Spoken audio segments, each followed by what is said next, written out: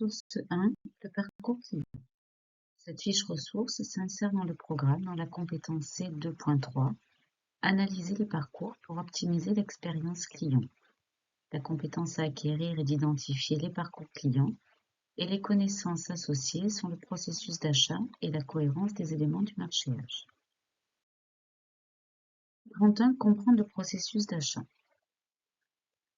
Le processus d'achat comprend plusieurs phases, que l'on peut déjà découper en 3 principales phases. Celle de pré-achat, avec la naissance du besoin, où le client identifie un nouveau besoin. Il va ensuite aller rechercher des informations, soit online, soit offline, et sélectionner les produits qui peuvent satisfaire son besoin. Il va ensuite passer à l'achat, toujours online ou offline, et ensuite, il va avoir son expérience de post-achat avec l'utilisation du produit, éventuellement son besoin en support et en SAV, et sa fidélisation. On distingue généralement 6 étapes dans le processus d'achat, donc reconnaissance du besoin, comparaison des offres, prise de décision, achat, évaluation post-achat et fidélité. Il est à noter l'importance prépondérante que prend Internet dans le processus d'achat, que ce soit dans la recherche d'informations, dans la comparaison des offres, mais aussi dans l'achat. On le verra par la suite avec les possibilités d'achat multicanal. En B2B, nous allons retrouver un processus d'achat qui va être plus complexe qu'en B2C.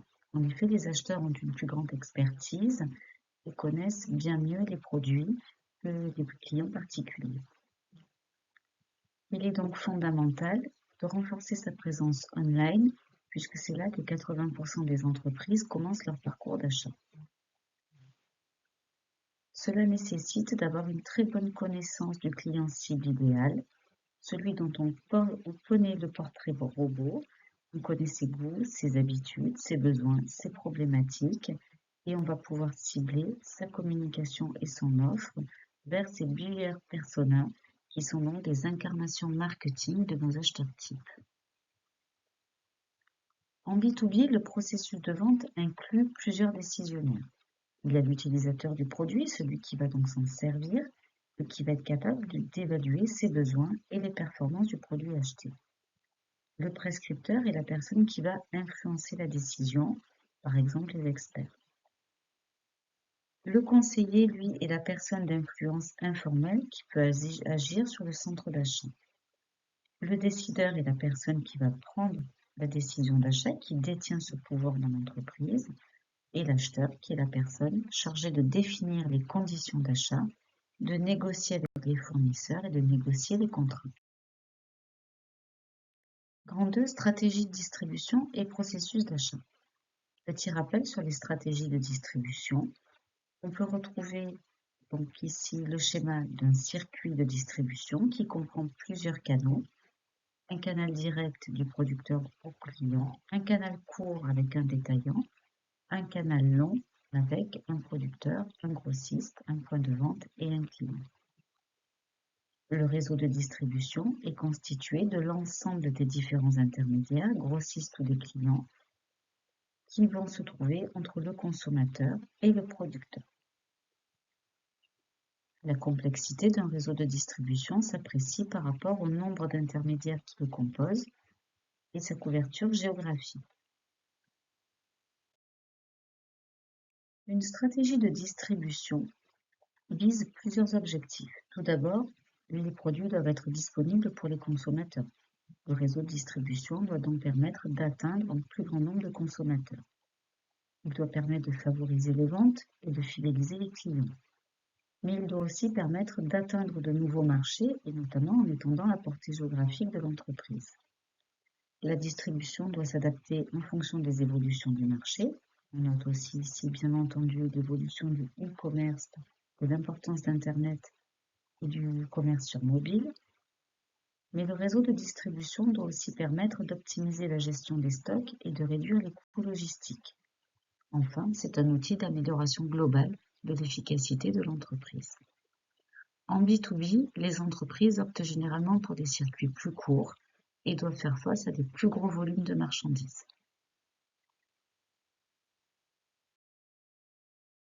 En 3, le marchandisage. Une fois notre stratégie de distribution établie, le produit se retrouve directement dans les magasins. On distingue dans le sens de circulation des magasins, que ce soit en B2B ou en B2C, ce qu'on appelle une zone chaude et une zone froide.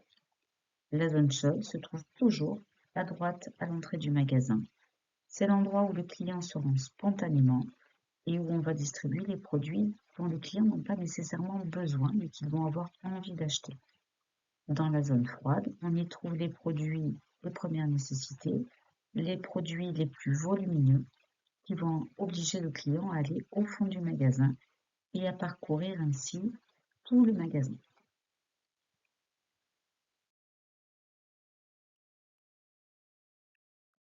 Le plan de masse est ce qui permet de schématiser l'implantation des rayons dans le point de vente.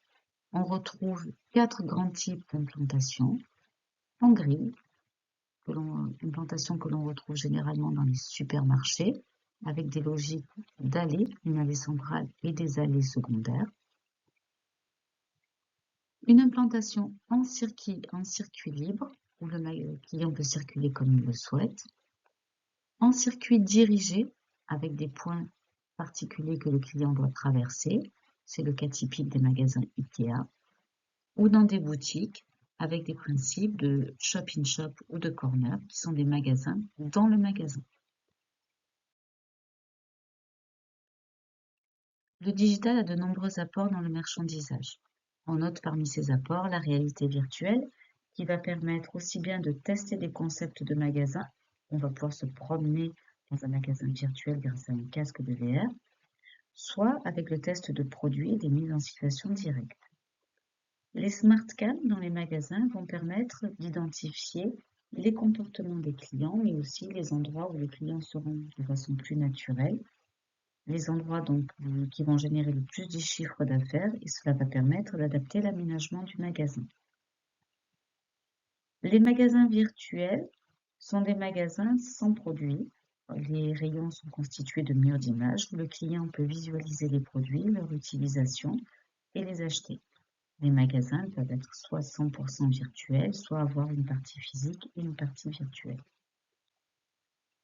Les vendeurs sont de plus en plus équipés par des tablettes ou des téléphones qui vont leur permettre d'enrichir l'expérience client en proposant des mises en situation, en donnant des informations complémentaires, mais en donnant aussi la possibilité de proposer des produits additionnels et de vérifier l'état des stocks.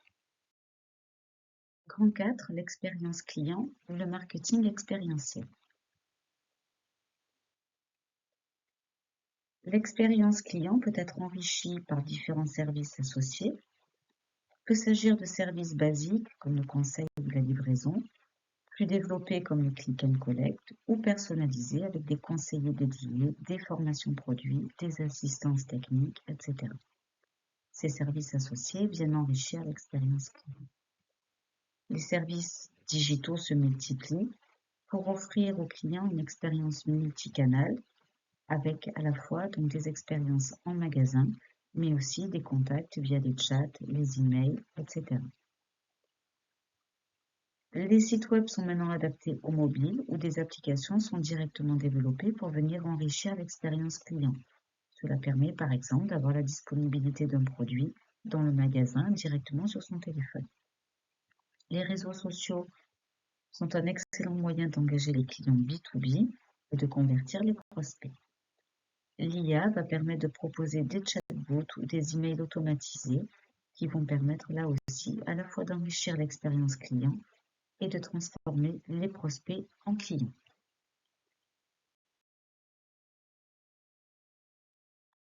Le marketing expérientiel est ce qui consiste à faire vivre aux prospects ou aux clients une expérience mémorable lors de chaque point de contact, que ce soit l'accueil, l'avant-vente, la commande, la livraison, le SAV. Cela peut aller jusqu'à utiliser des techniques de marketing sensoriel, qui vont faire appel donc aux 5 sens, ou de marketing immersif pour se sentir immergé dans une expérience. En B2B, cette expérience va prendre de multiples formes. Cela peut être le test d'un produit ou d'un service, On va vraiment mettre entre les mains du futur client et en conditions réelles le produit ou service que l'on souhaite lui vendre. L'implication forte des clients B2B permet donc d'avoir une forte implication dans ce cas de vente, surtout lorsque les ventes sont complexes. Cette implication permet de co-créer de la valeur pour les deux parties.